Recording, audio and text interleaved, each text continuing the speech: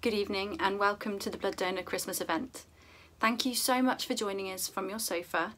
We would have loved to have held our usual get together, but hopefully you will enjoy this almost as much. Firstly, we wanted to let you know what we have achieved this year. Not surprisingly, we haven't broken any records this year. However, considering we've gone through 2 lockdowns, been unable to have owners in the hospital and worked from home for a month, writing and updating operating procedures, we've still managed to match 2018 for donations and transfusions performed. This year we've performed 569 transfusions so far. Shortly you will hear from Karen Hum, the Director of the Transfusion Medicine Service. She's going to talk to you all about a couple of cases we saw this year that you helped us save. I also wanted to make a special mention to 2 of our donors that have both retired recently after achieving a record 25 donations each, Romeo Hartley and Ringo Candy. Their contribution to our service is deeply appreciated by all of us, but especially to the 100+ patients that together you've helped treat. Lastly, but most importantly, thank you to you all for being a part of the programme and for allowing your wonderful pets to donate blood to help others. Thank you for spreading the word about animal blood donors, and thank you for being there during this most difficult year. So now we want to take you behind the scenes with us so you can see what your amazing pets have been up to without you. Merry Christmas.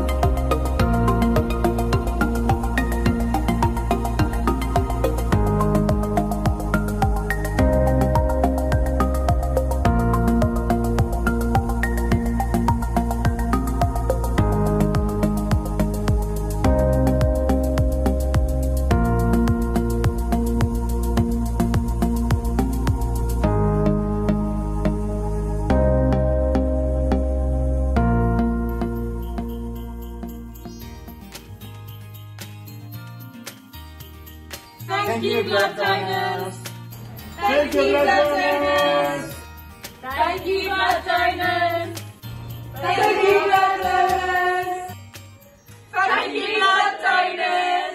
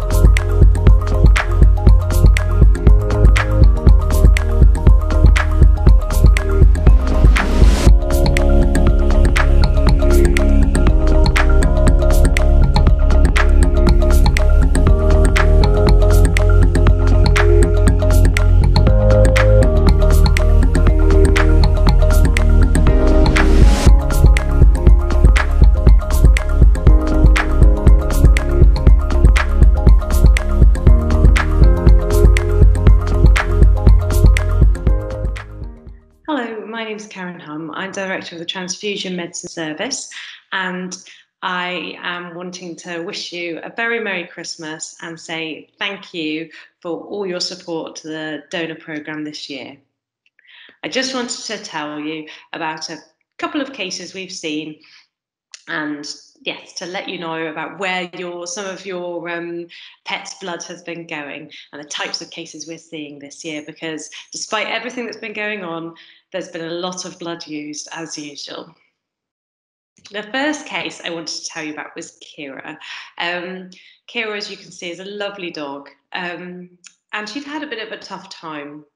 So she used to live in Spain, and she was kept mostly on a balcony in Spain, and so because of her lovely white coat, she actually is very prone to sunburn. You can see her ears there are very going to be particularly prone to sunburn, so she actually got quite a lot of sunburn being in Spain, and so she had quite a bit of scarring, and so she needed rehoming, and a charity brought her over to the UK in February.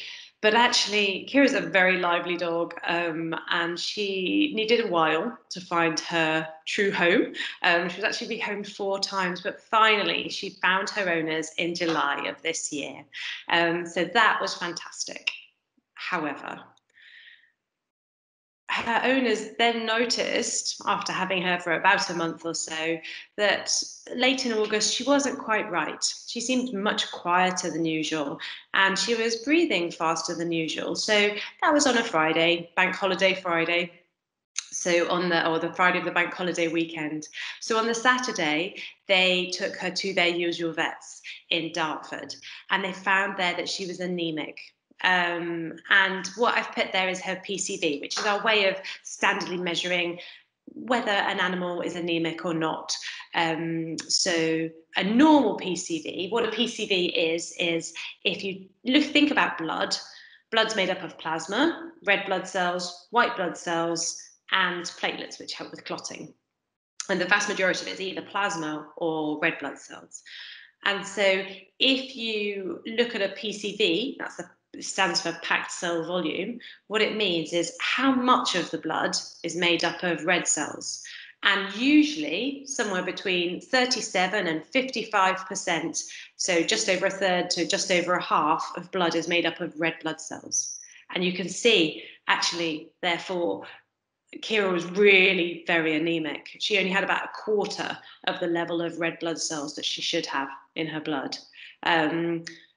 And so that's really quite markedly anemic. She was probably feeling pretty rough with that. And she went to her vets, and they noticed this, and they gave her a blood transfusion. They recognised that she needed one straight away. And actually, the next day she was loads brighter, which is great. But unfortunately, she deteriorated again the day after. So now we were on Bank Holiday Monday. And so she came into the Queen Mother Hospital for Animals at Hawkshead at the RVC. So when she came in to us, and here she is looking pretty sad, attached to a dog lead holder with her dog lead, so we could get a nice picture of her, but she's looking appropriately sad because it was sad when she came in. Not only was she anemic, she was even more anemic than she'd been a few days ago when she'd gone to her vets. So like I say, about a quarter of the red cell level that she needs going around her bloodstream. We did a really simple test, which is where we put a bit of blood and a bit of saline, so salt water, on a slide and had a look at them, and that all her red blood cells on there, a lot of them clumped together, and so it agglutinated. So we call that an in-saline agglutination test, and she was positive for it. So with that really marked anemia and that positive in-saline agglutination test, we diagnosed her with a disease called immune-mediated hemolytic anemia. IMHA for short. So what is IMHA? And if you've been to blood donor events before, you may have heard us talk about it. But if you haven't, you may well not. So this is a recap. And what it's worth saying is that for dogs, IMHA, immune-mediated hemolytic anemia, is not uncommon, or it's one of our more common emergency presentations. In regular vets, when I worked in standard first opinion practice, I saw 1 or 2 dogs with this a year. So it's not crazy common, but when it comes to referral practice, we see it quite a lot because it's hard to manage. And actually, these dogs use a lot of our blood products, a lot of our red cell products. And what happens is it's an immune-mediated condition. So the dog's immune system starts attacking the dog's own red blood cells. This what I've got here is a slide of blood, which shows the red blood cells. This is red blood cells magnified under a slide. So if we look under a microscope, this is what we'll see. And this is one of the ways that I diagnose immune-mediated hemolytic anemia. And you can see these are the red blood cells. In fact, actually every cell on here is a red blood cell, but they're all a bit different. And that's because this dog has immune-mediated hemolytic anemia. These red blood cells, these bigger ones, here and here and here, and they're slightly purplier, they are young red blood cells. So what this says is, although this dog is anemic, its bone marrow, it's trying to produce more and more red blood cells. So it's pushing out young red blood cells from its bone marrow. So we say that's a regenerative anemia where the bone marrow is trying to make up for the fact it's anemic. And actually it's trying so hard, it's sending out some really young, these are very, very young red blood cells, because red blood cells generally don't have something called a nucleus. Almost every cell in the body has a nucleus apart from red blood cells. Very young red blood cells do. And so the bone marrow is throwing out young red blood cells. Really young, fairly young, not young. So these are normal red blood cells. You can see it's really trying to make new red cells to make up for those that are being lost and destroyed in the body. And actually we can tell some are being lost and destroyed because this here, this sort of faint cell here and this fainter cell here, these two are actually were red blood cells, but we call them ghost cells. And you can see why they're called ghost cells, because they're quite, they don't look like normal red cells, do they? They don't have all the nice red, essentially. That's because all that hemoglobin, the essential part of the red cell that helps it carry oxygen around the body, has been lost. It's all leaked out of here because what's happened is, because the body is attacking these red blood cells, they've punctured them, made a hole in them. All the red cell material has leaked out, and this is no longer a functioning red cell. So these ghost cells we're seeing here as well. That shows us that the body is destroying its own cells. So that would be how we could very quickly diagnose that Kira had IMHA, by looking for that special test to look for whether the cells were clumping together, the in-saline agglutination test, and then looking at a blood smear under the microscope. So actually it's a very quick diagnosis to make often. Sometimes it's a bit more complicated, but often it can be pretty simple. However, it's not so simple to treat. And unfortunately, we do lose dogs to this disease. About 2/3 of dogs treated at referral practice do survive, but obviously that means that some don't. And so this was a really worrying time for Kira's owners. We needed to treat her and treat with immunosuppressive drugs. But actually, they take a while to kick in. They won't work straight away. And all that time, while we're waiting for the drugs to work, she's getting more and more anemic. She's destroying more and more of her cells. We also use anticoagulant drugs. So you may have heard of drugs like warfarin, and aspirin can be used to thin the blood as well, to decrease the risk of blood clots. We use special drugs like that as well in dogs with IMHA because they're more likely to form clots, blood clots. But where we really need to think about is our blood products, because as I said, we are going to give her drugs to try and damp down her immune system. But while we're waiting for those to work, she's anemic already, and she's still likely having ongoing destruction of her red cells. So we need to give blood. So enter the amazing RVC blood donors. And do you remember I said she arrived on Bank Holiday Monday?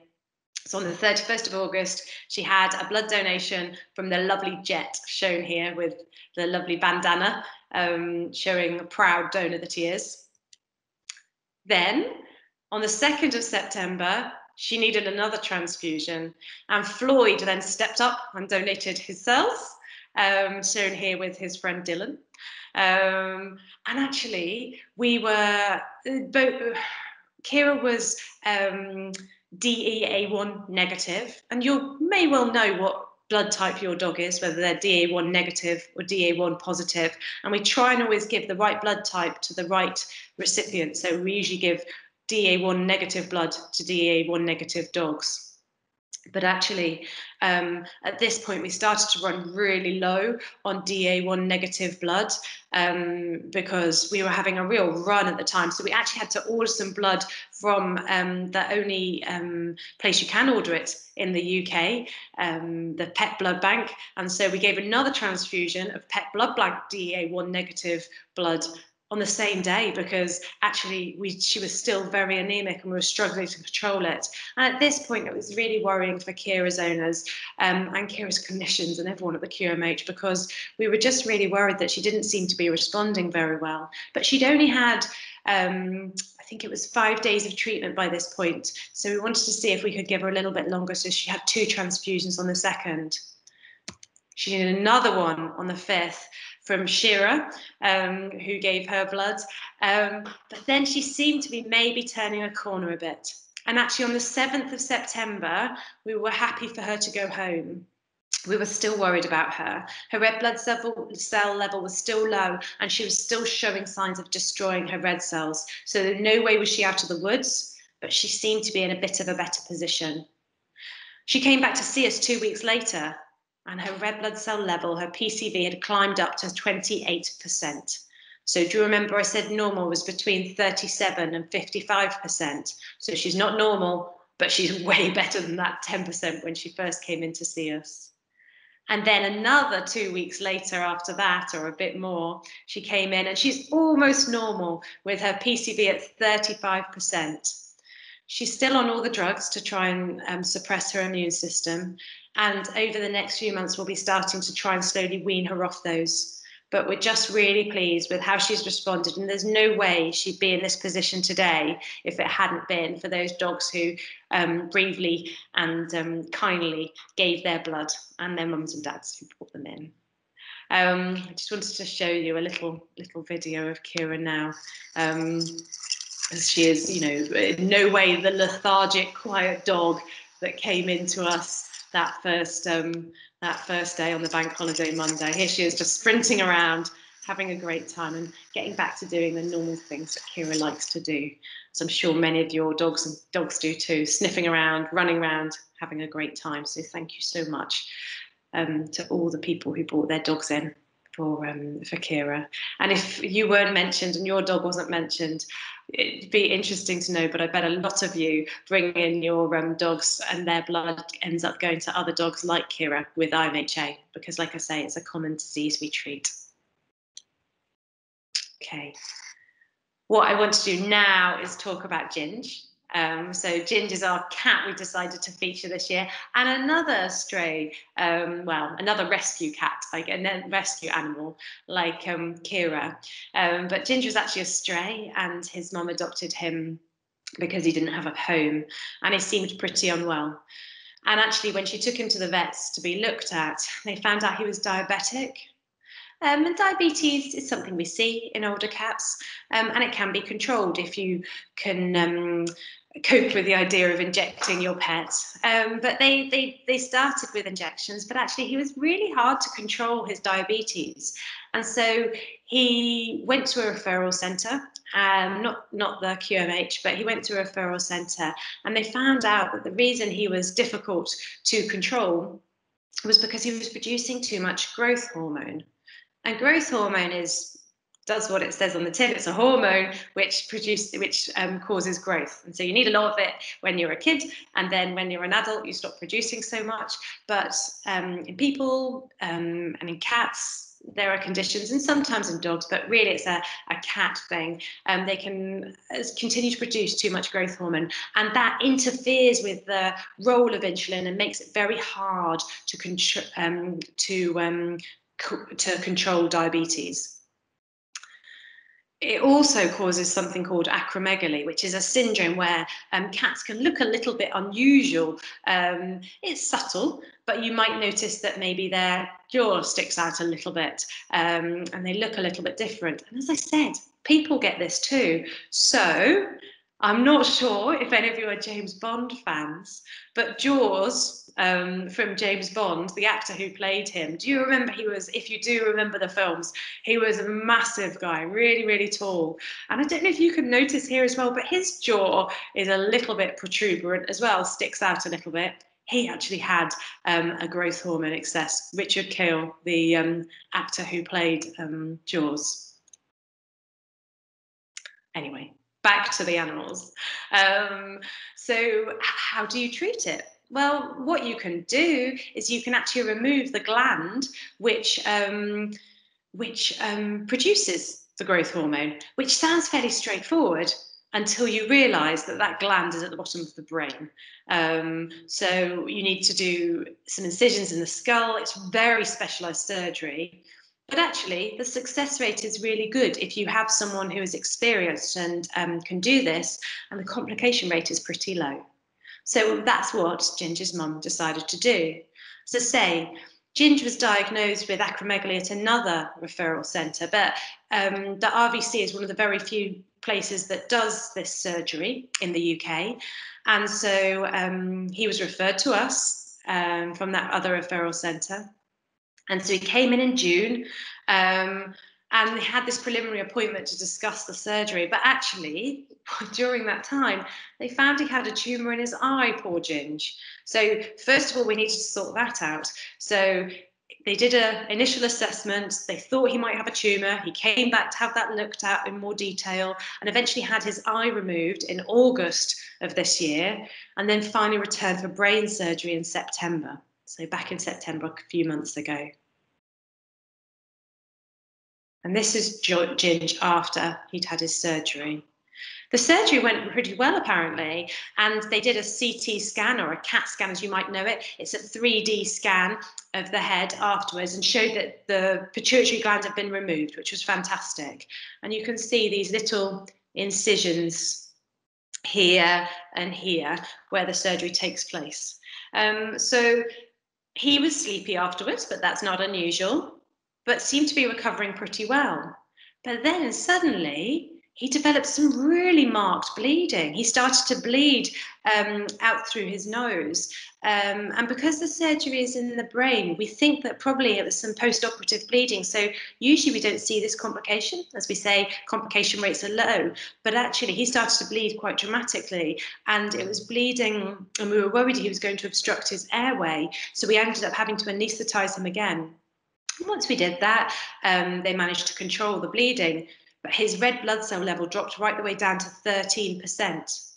Now, with a cat, they don't tend to have such a high red blood cell level as dogs, so their normal is somewhere between about 30% and maybe 40%. So they have a lower red blood cell level, but again, it's well, and maybe under a half to a third of what it should be. So really quite marked. And again, he'd have been feeling pretty rubbish with that, particularly with everything he'd just been through. So then Lila came to the rescue, one of our amazing feline blood donors. And here she is looking pretty cool and casual. And we had a unit of Lila's packed red blood cells, so just the cells, in our fridge ready to treat Ginge. And there he was, perked right up afterwards, after he'd had his red blood cells. And here he is with a more recent picture of him, just taken, still recovering, still a bit bald, where all his from all his surgical procedures, but looking much brighter at home and apparently much happier. And his diabetes is under much better control now. So we're really, really pleased, and so's his mum. I just wanted to say, I hope those cases, Ginge and Kira, have shown you the great things that your pet's blood does. And we are so, so grateful to you. We want to say thank you. Here's our Christmas picture from last year, the meal we went out to. Our lovely Grace, our patient care assistant, who gives the animals so much love, actually wasn't part of the team at that point, so she wasn't there. And then Dan Chan, who's also part of the team, couldn't make that meal. But I wanted to put a Christmas picture in, so you've got a picture of us with our Christmas hats on, having a lovely time, completely oblivious to the issues that were going to occur in 2020. And so I also wanted to say, I realised that a lot of you have not been able to bring your animals in because you're shielding, because you have other things going on, because of all the issues that have been happening this year. And we recognise that, and we totally understand that a lot of you haven't been able to help. But for those who have, we're really grateful, because we understand the procedures have changed and that things are different. But you've been so considerate and so get on with things. It's been fantastic for us to still be able to supply the animals that you've seen, still really need your pet's blood. And so thank you. We just want to say thank you, and thank you again. And we hope that next year we'll all be able to go out. I'll be able to see you all in person again, and we'll be able to have a more normal Christmas do, and hopefully we'll be able to have a more normal Christmas meal, which obviously is not happening this year. So yes, happy Christmas. Best wishes for 2021, and we look forward to having you back in the hospital and seeing you in the flesh again soon. Thank you.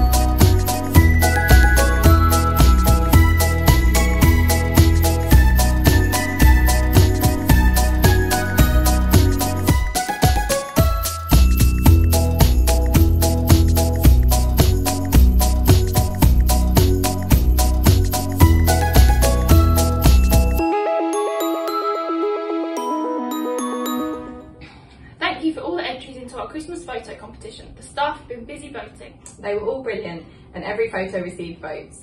I can finally reveal that the winner is Poopy Wolf.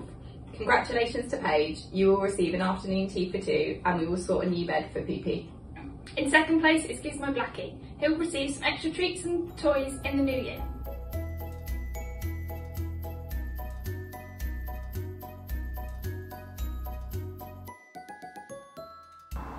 Thank you for sending in your questions to the team.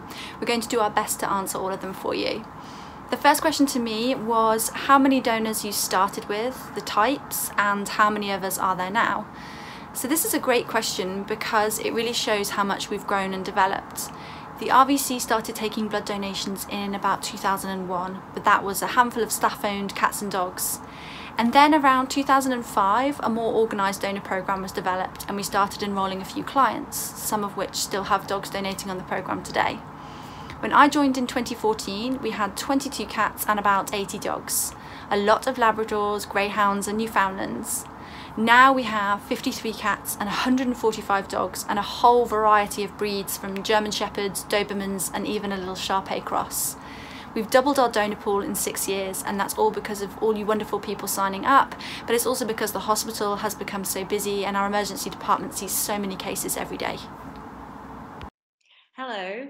The first question I got asked was, are dogs referred from all over the world to receive blood at the RVC?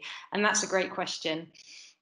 So we have dogs and cats who come to the RVC from all over the UK, but generally just within the UK. However, our programme doing cardiac surgery on dogs actually does take dogs from international places. So we've had people bring their dog over from the Middle East, from the USA, and so those dogs do come and those dogs do need blood. So it may well be that your dog has given blood to an animal that's now walking around in another country thousands of miles away, which is pretty amazing. What is the most interesting dog breed you have had donate? Well, we've had a variety of different dog breeds come through the door to donate, like the Burble or the Trailhound and even the Beagle Cross, as they are all found to be quite uncommon. It is always nice, however, to see what other breeds and even crossbreeds will sign up next. How much blood do you usually take per feline and canine donation, and does it differ by the size of the animal? So for cat donations, it's usually around 50 mils of blood, and for dog donations, it can be anything between 400 to 500 mils of blood, so approximately a pint. However, yes, it does differ by the size of the animal, and so for this we will safely calculate how much blood we can take based on the donor's body weight. We will use calculations for this, so for the cats we'll use a calculation of 12 mils of blood per kilogram, and for the dogs it will be 18 mils of blood per kilogram.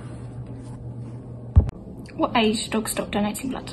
We usually retire dogs on the programme at around 8 years old and cats around 9 to 10 years old. This is usually because they seem to encounter illnesses around this age and tend to slow down. We may retire some dogs and cats earlier due to behaviour, illness or medication. The second question I got asked was from Foxy's mum, I think, asking when she can come and accompany Foxy again when Foxy is giving blood, because she works for the NHS, so she gets COVID tested weekly. And I'm sure this is something that so many of you are relating to, not being able to accompany your pets into the hospital.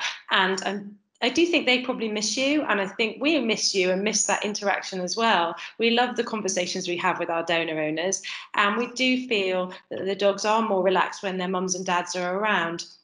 However, it's not just us risking you, which we do worry about, you risking us, which we worry about a little bit. It's probably more that we worry that we could potentially risk you, cause risk to you.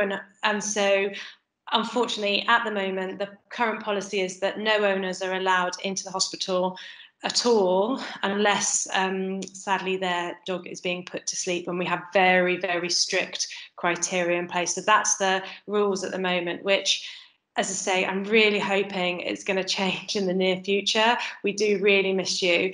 And we've tried really, really hard with the dogs to make sure they feel like it's more like a normal donation and giving them extra love and extra fuss on top of what they usually get. So they're getting lots and lots of attention. But yes, we really welcome the day when you can come back in and we can go back to a more normal situation. How long after my dog has given birth to her first litter can she donate blood? The RVC policy is at least 2 months post-weaning, as long as she's fit and well. They can be a little anemic just like people are during pregnancy, so she just needs a bit of time to recover from that.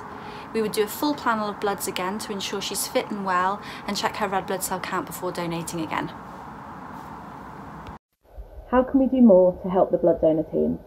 Well, all of you guys are just so amazing and supportive, bringing your pets in to donate blood to save the lives and eyes of our patients at the RVC. I know we say it so often, and as cliché as it probably sounds, we seriously could not do our jobs without the help and support of you and your amazing pets. So really, what more can you guys do? Well, as the hospital gets busier and busier year by year, the requirement of blood generally increases, and obviously every year, unfortunately, we have donors that have to hang their hero capes up and retire. So we're always on the lookout for new recruits. Shout about your pets, shout about their achievements on social media, shout to your friends, to your family, and of course, come along to our blood donor events too, when we can get back to doing our fun runs and donor parties, obviously. Word of mouth is a great way for us to recruit more heroes. And well, continue being the superheroes that you already are, and bear with us through these tricky times.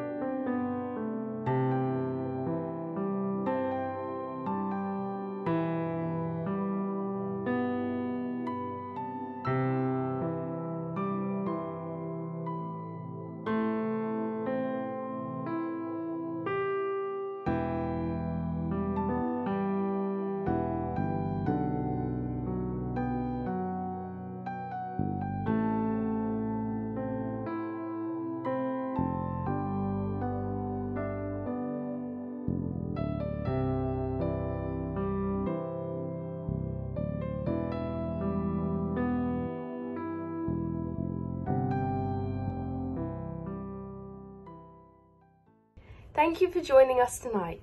We hope that you have enjoyed seeing what your pets have been up to behind the scenes, and that Karen was able to tell you more about how the blood donations are used at the RVC. We cannot thank you enough for everything that you and your pets do. So from all of us in the Transfusion Medicine Service and the RVC, Merry Christmas!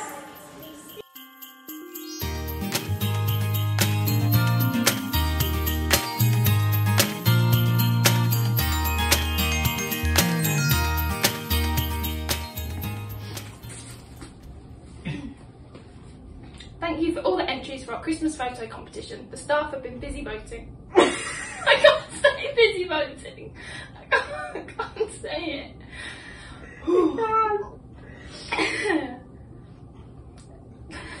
Thank you for all the entries into our Christmas photo competition.